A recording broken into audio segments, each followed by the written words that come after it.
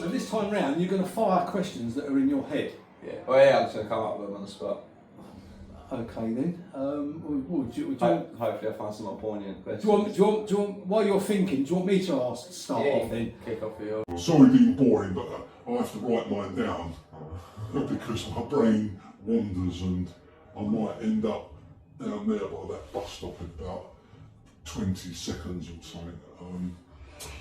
What did we Cover last time about, because we're of different genres, different ages and different outlooks, but we're on the same page, aren't we? Jim with two eyes, by the way. Not literally, it's two eyes in. Well, I do literally have two eyes as well. Yes, that is quite standard. And I thought that you'd pulled something out of your nose. No. You got it there, and it's a bit of a giveaway because it's like a blood red sort of colour. Yeah, so we were just skating over different outlooks, different like history of our stuff or motivations, challenges we've had, etc. How we challenge the future. Do you want me to fire off with a question? Give me the first question. Right, because last time I did have loads of questions, but we rambled on very, very interestingly, I must add. So I only went to a certain bit. So I got up to question 6, right? So, have you got a certain image, or are you quite changeable? Yeah, my overall image has changed quite a lot. I mean, it's not falsified, I suppose, but I never like to do the same thing twice. Yeah. I like to mix it up. I mean, even from outfits to song genre to the way I'll approach a project. Yeah. I think it keeps it exciting for me. Yeah, I was going to say, not just because image can mean lots of things, couldn't it? It's like not necessarily, necessarily what you wear in terms of today I'm going to be a Viking, or you could be a cowboy or a gangster. It can run deeper than that because you could. So, say for instance, if you was in not a bad mood, but maybe in a negative mood, would you falsify yourself to appear more happier, to please people, or would you just come across to them as slightly ignorant and off? Leave him, he's having a bad day. Or are you good at coping with things like that? Because I'm not. I am. I think it really depends on the situation. If I'm in a bad mood, I'm in no way afraid of showing that. Yeah. But I would rarely let it. I wouldn't let it convey. I wouldn't convey falseness. So if I'm upset, I wouldn't pretend to be happy. I'd just either be quiet or they'll get an earful. Yeah. But in terms of creating when I'm unhappy, it tends to be quite some of my best times to create is because I'm not so worried on how I'm perceived as opposed to how I'm actually feeling, so I can get a more accurate display of art, how I feel about something. Yeah. Whereas if I'm really happy, then I would sort of, I suppose the way of saying it would be overthinking it. How can I make this really good? When if I'm upset, it's just black and white. This is what's happening. I don't know if you're the same, but if my energy is not consistent, if it's up and down and maybe bipolar for the want of better, it's just people. If they say the wrong thing or something, it actually makes me either cheer up instantly or it just gives me the ump. Yeah. I'm very my fuse is. There was a guy I was DJing last night, which I don't like DJing because you sort of have to play sort of things. Sort of speech, but I purposely didn't take a microphone because like no requests. I don't do, with all respect, I don't do karaoke. This one's for the birthday boy. It's just like, are you the DJ? And I'll say, no, I'm the DP. Of course they're all pissed. I'm drinking Pepsi Colas because I've got to drive me stuff home, which is besides the point. I'm a disc player, not a disc jockey. Oh, what was that? I don't have a clue. I think we have a friend in here somewhere. And they're breathing over you, right? Yeah. Got any Bob Marley? Yeah, wait a minute. I played a Bob Marley song. He said, have you got any more, Bob Marley? I said, what other songs? He said, well, I don't know any others. And I think, oh, fucking hell. What am I dealing with? Do you know what I mean? Yeah. So anyway, but I've done it as a... But that's the job of a DJ, isn't it? It's not my thing. No. I would rather sit behind the drum kit with 4 people that actually really enjoy what you do, because you've got a sense of you're in control. If they, especially if you're doing, it's great to do what you love and have someone. Absolutely, especially if it's original. Like it. If they don't like it, then absolutely fine. It's a shame, but I'm not changing what I'm playing because we've spent time on this. Yeah. This is what we do. Yeah. If I paint a picture and someone says to me, "Oh, have you let your grandson wild with your aerosol can?" and they think it's really funny, and it's like, oh, you know, I'm leaning back now. But yeah, DJing ain't for me. I've rather played the drums. I've been in a situation where I've played the drums a million miles away to the sound engineer and his dog, literally, and then the following week I've been away in Belgium playing to like 18,000 people in the same week, doing something that weren't quite me. I got drafted in doing a depth for Name a Cherry. I was featured on one of the videos, which is on YouTube. There's a track called Money Love, and they got me, and I didn't know the song, didn't know anything, and I was literally the only drummer that they could get hold of that day to finish this video off. Consequently, we had a European TV tour, and it's like, hold up, last Friday I was playing to an Alsatian, and this week I'm flying my wife out to Belgium with taxis and first class Hiltons in the same week.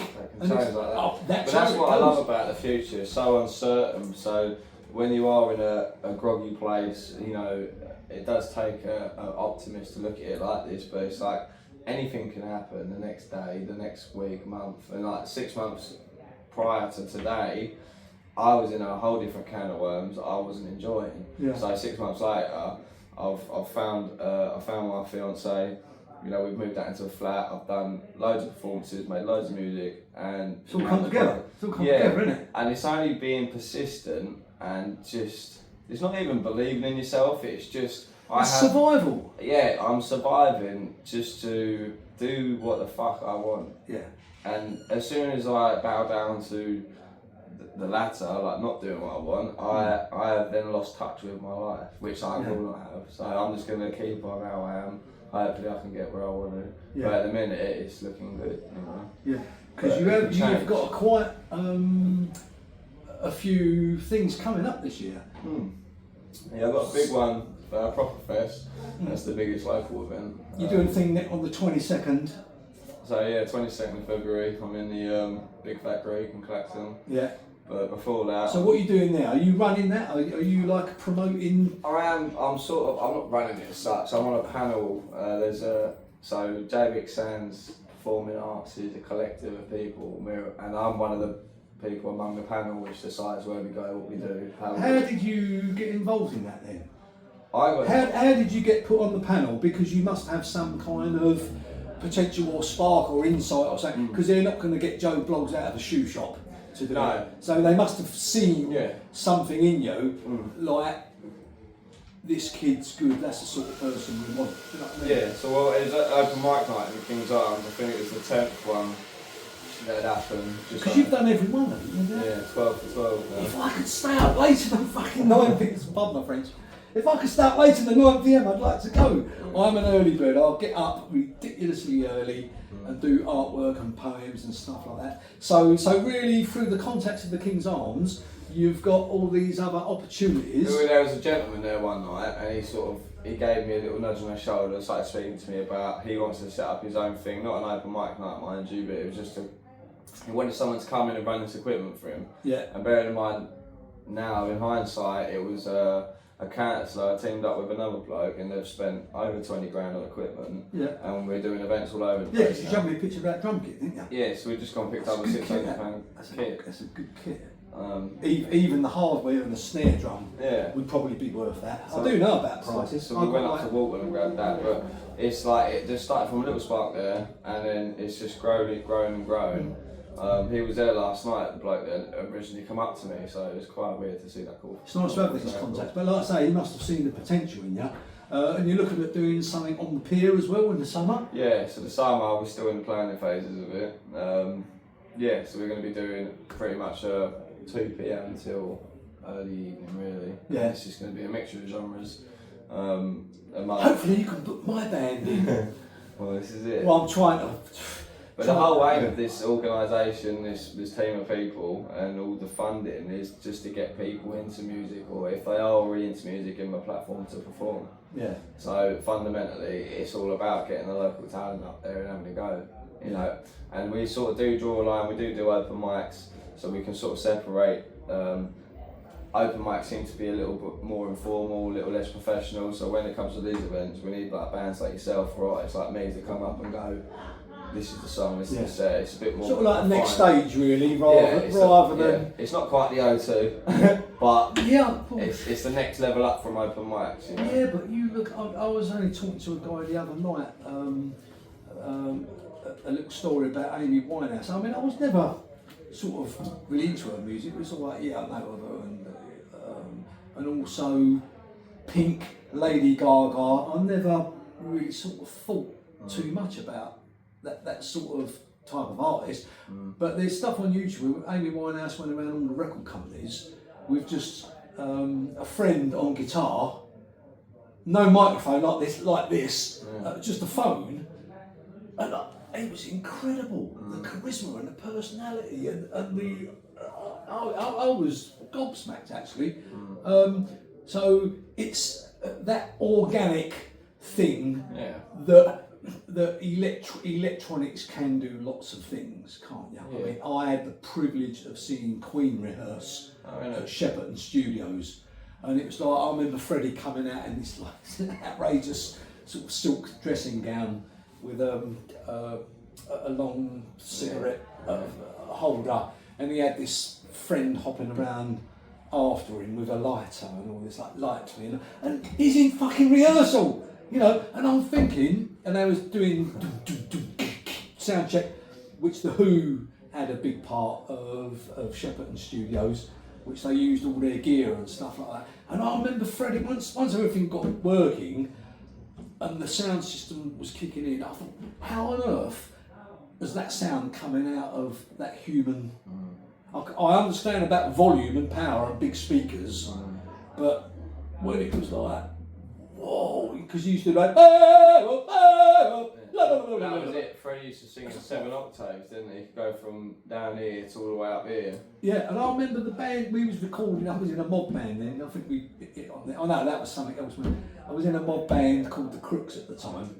You know, that was our like first single. And I remember coming out of the rehearsal, and we was looking at each other, sort of saying, "Well, fuck, might as well give up." Then it's like, you know, if that's what we're sort of. Oh my goodness. I know they got the big, because it was the live setup they were using and the lights. Big, it's like an aircraft hangar. But point being, however, Amy Winehouse in a little room smaller than this, it was the same effect, human voice. It's to impress. It can go 20 million watts, but it still comes from that little box in the throat, doesn't it? And the conviction and everything else. I think it's fantastic. But you've got to start off small. Do you want me to do another? Right, another one for you. Will you, and if so, how will you adapt changing through time? Well, it's hard to say because it's an evolution question, really, isn't it? Because you've got lots of stuff already recorded, haven't you? How many songs have you got recorded? What, unreleased or unreleased? Just recorded. I think the thing is to find out about your backlog and how you feel about what you should release and when it should be released through time. It's quite a hard question because you may feel that, how can I put it? You may feel that you're starting out as such. I get that. I mean, with me art and stuff like that, I don't Google artists and stuff like that. I feel I'm new. If someone likes one of my paintings, I have to ring someone up and say, look, someone's taken a shine to one of my paintings. What we're looking at, sort of money wise, sounds a bit calculated, but I've got to look at it like that. So, yeah, how do you think? Well, I mean, before I started recording anything, I was probably, like, bearing in mind professionally recording, I had a computer and I was trying it at home, so I probably had about 70 songs that I... 70? That's before. Not 7, you had 70. Yeah. Most kids, or if they're, you know, if they're learning the guitar or something, doing something original, they've probably got a handful. How long did it take from your first work up to that 70? Like 6 or 7 years. So... Really? Yeah. Yeah. So you put a lot of time into it? Yeah, before I even went to the studio. But now I've got professionally recorded probably about 30, 35 tracks. Yeah. I'm yet to release 15 of them. I've only got 15 or so out at the minute, you know. But I've got music videos with them. Yeah, I'm actually in talks about making another music video for a song I performed. Yeah, I've seen the thing on Facebook last night. So when you're out of those 70, do you treat them individually? Are they all separate pieces? Yeah. So They are. I would typically make a lot of the beats back in the day. Yeah.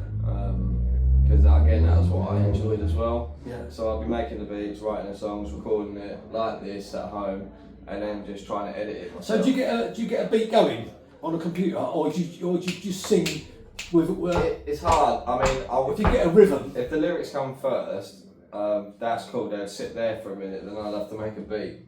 I wouldn't record the lyrics and put the beat around it because it was too much of a brain fart for me to do that. So I'd write a lyric because I was pretty good at fitting the words in wherever I could in terms of like the rhythm or the. So you get the rhythm sort of going first. Yeah. I remember one of the songs we wrote a little while ago in the band Blue Zoo when we were formed. The singer come up with the ridiculous word funganista. So we was all sort of sitting around saying what we got to do with it. And I said, well, have you got a tempo or a rhythm thing, you know? And he sort of went, funganista, and it's like, yeah, right. I said, right, we'll do it again. So it's like, so we got a tempo. So I thought, let's double up the speed. So I said, well, just carry on. So he's going. So I suppose the obvious thing to do is like, and I thought, no, I'll double up the time. So it's like, and that was the crux of the thing. And we had this bass line going. It was like a sort of jazz bass line.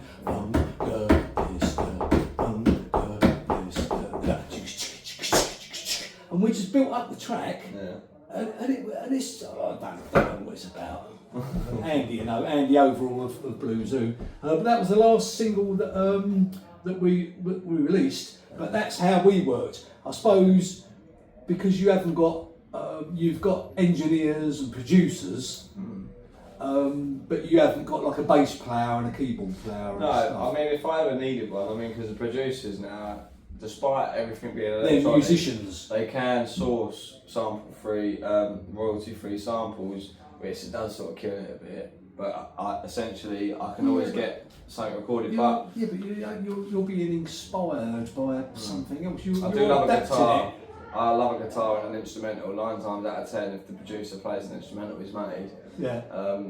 However quick he's made it from where from, he's got a guitar in front. 9 times out of 10. If you're borrowing riffs and sounds and stuff like that, it can be classed as plagiarism. It's like, you know, I mean, I've had comments about certain works of art where I've, say for instance, I've got a picture with like Minnie Mouse superimposed on Big Ben's clock face, and it's like I had this random email from like the Walt Disney Corporation saying like, you know, like you can't use one of our images, and it's like, you know, I'm an unknown artist. How am I going to steal Minnie Mouse's image. I'm adapting it in my own way.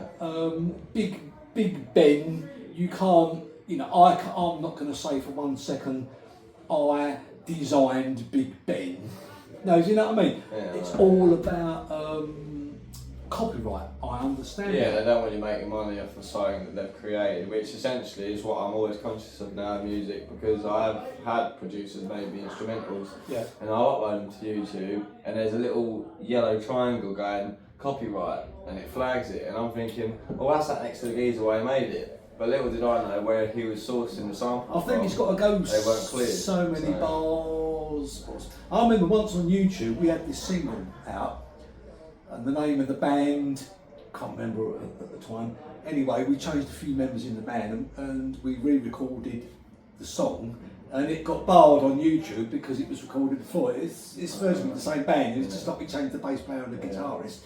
I understand that, because I mean I wouldn't really... Imagine if you made an amazing painting and someone goes and copies it. You know, if someone ripped off my chorus and they put it in their song without even talking to me, it would put a stick in my back, stick me back up. That's the whole point. So say for instance, the Walt Disney Corporation got on to me and said, and I said, well, do you mind if I use? I'm pretty sure Walt, I know he's not still about, I know we're going off a little bit, but I'm pretty sure that the corporation would give it the blessing, but as you're saying, it's just a case of letting them know it's not a direct steal. It's like when, there's a lot of artists that are now grabbing all the old songs, throwing them down, remixing them a bit, putting the same melody on it, different words. But the only reason they're getting away with that litigiously is because they've cleared the licence, so they've obviously paid a fee. And that gives them an exact amount of views or hits they can have or sales. And then unless it's next, you can borrow 4 bars of my song for X amount. For X amount of time, for X amount of units. Unless it's exclusive, then that's more money. But that's the way you got to go about it these days.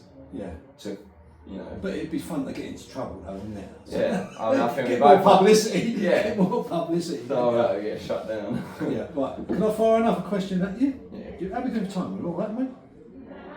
5 minutes.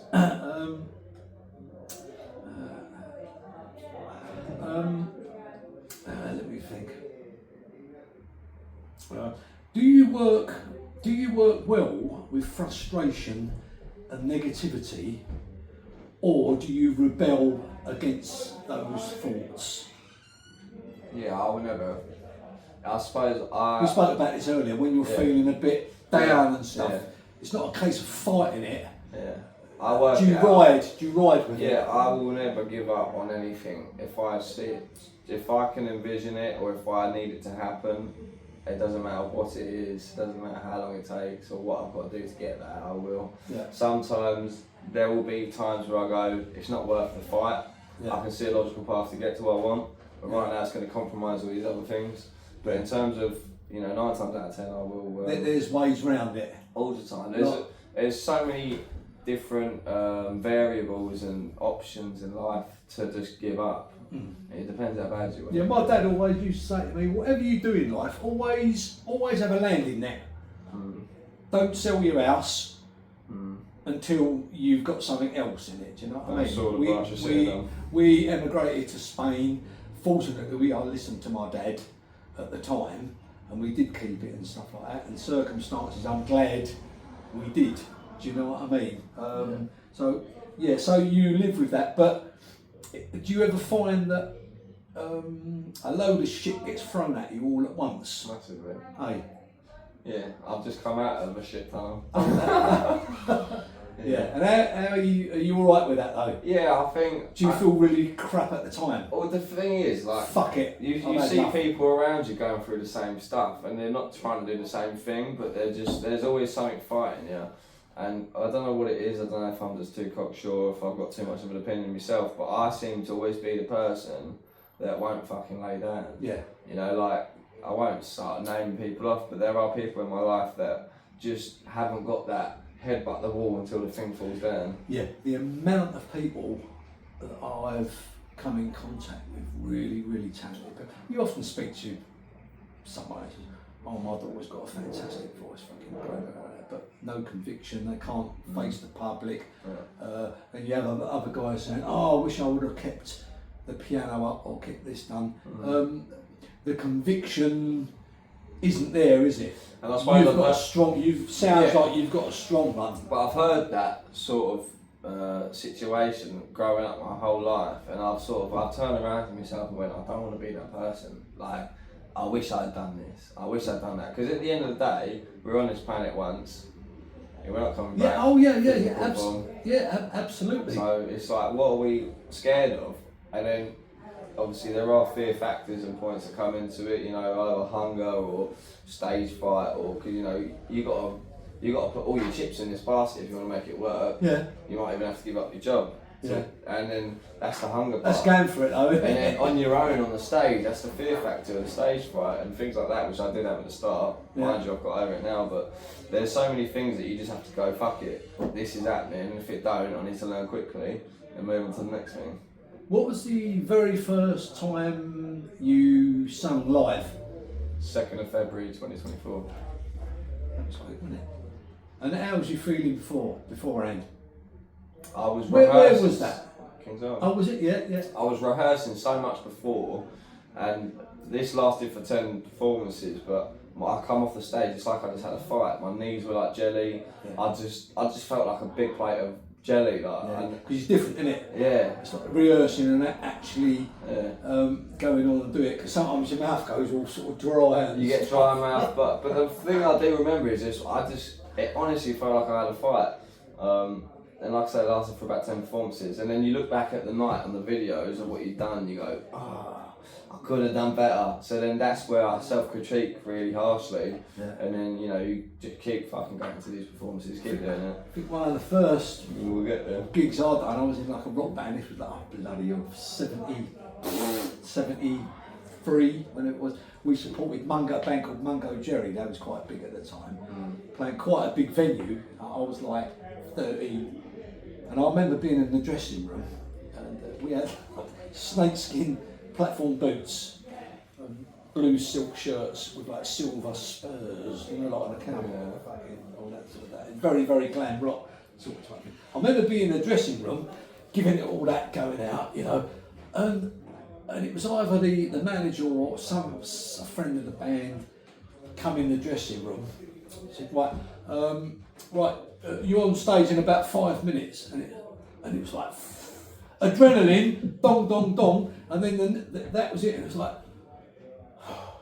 don't know if I'll do this. It all just got real. And it was like, but I'm actually really enjoying it. My heart was going probably 1,000 beats, and I'm like that fucking nervous wreck. I was walking around in circles, and the next comment was, yeah, it's full up out there. There's like it's like 1,200 people. It didn't help at all, did it?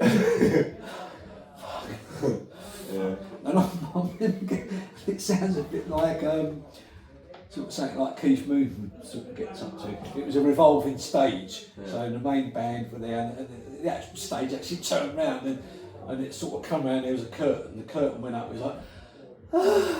And I remember the first song, we done a cover of, funny enough, Pinball Wizard. And I remember, the adrenaline's kitchen, I was playing up really fast. And the guitarist was going, fucking slow down! And I'm going, what? You can't hear it. I don't know if I had monitors or something. I'm like 30. No, fucking slow down! He's going, I can't hear it. I don't know, I wish there would have been like a film of that. But it was, but I think that, and it seemed like it lasted like 20 seconds, the whole gig. Yeah. I think it was only like half an hour. Yeah. But it probably took me a week, maybe more, to come down. It's not really until I started getting past, like, even especially this year now, I can sort of go, I can enjoy it myself. Even when I fuck up, because, the artists today, however seasoned, they will still make a mistake somewhere.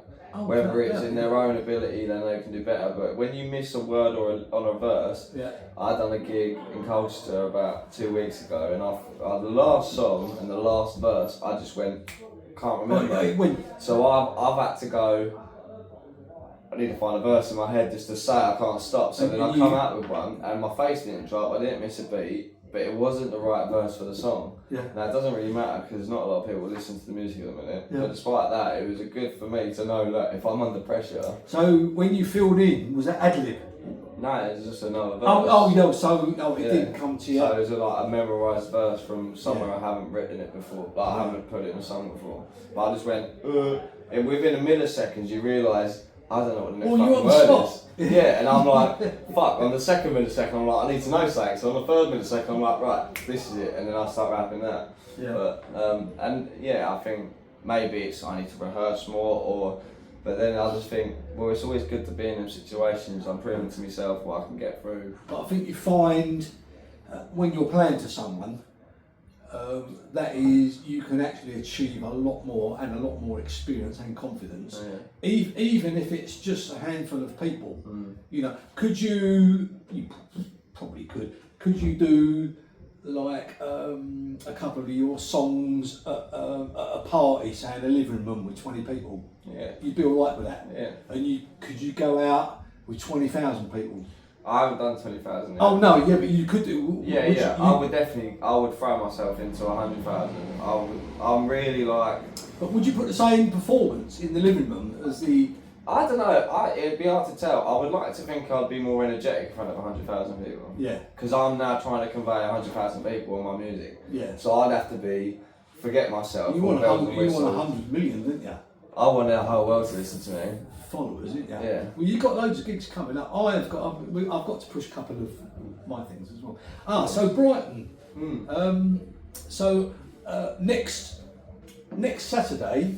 Yeah. I'm doing my next art exhibition is in the King's Arms St Joseph, which is down there, about 100 metres. Yeah. I've got 12 hours down there.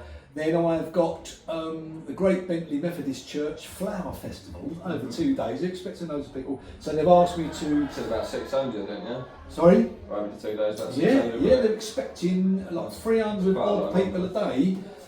So they've asked me to sort of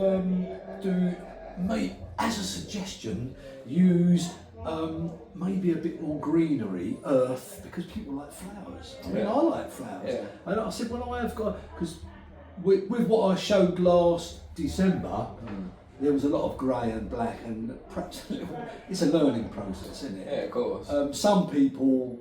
But it's easy come, easy go. I think if you learn lessons like... If there's a theme... You can adapt to that. Yeah, if there's a theme, and you know, they felt they was treading on sort of thin ice by it, maybe I would be upset. So don't tell me what to do. This is my work. I'm not like that. I try my best to inject humour in what I do. Yeah. Extreme, all the energies, all the passions, and with anger, happiness.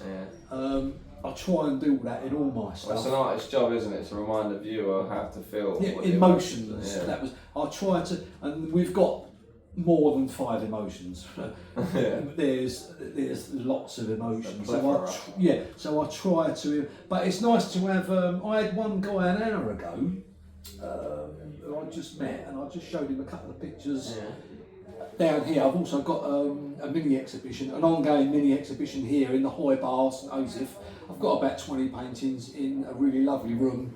The management, Neil and Dom, have been very, very kind to host my pictures in there. I change them every couple of weeks. He fell in love with my stuff, and he's asked me to do a painting for him. There you go. You know, that means a lot to me. You know, so we've got the Methodist Church in the end of July. I've got Brighton Dalton's Bar. That's is it a 1 day? That's a 2-day event. That's the end of June, which you're hopefully looking at maybe coming out and just viewing some options of possible venues for yourself. Yeah. Brighton is a fantastic. So to be a part of your thing as well, I think we can help each other out. It's going to be interesting for me. I've never been to Brighton, mind you, and you probably won't get back. all depends. All depends when you get to the pier. All depends if you go left or right. That's the thing, but fantastic place. So I played. I've done 2 days there. Dalton's Show Bar, which is bang on the beach. It's on 4 levels with a zip bar at the top. 4 different themes of music. They have open mic night. There's a little mini cinema in there. Bang on the beach. So that would be good if you can come out with me. Yeah, I've let the missus know. She knows to expect me not to be don't around. blame me for anything. You're old enough to look after yourself. Old enough Don't use me as a chaperone or a sugar daddy.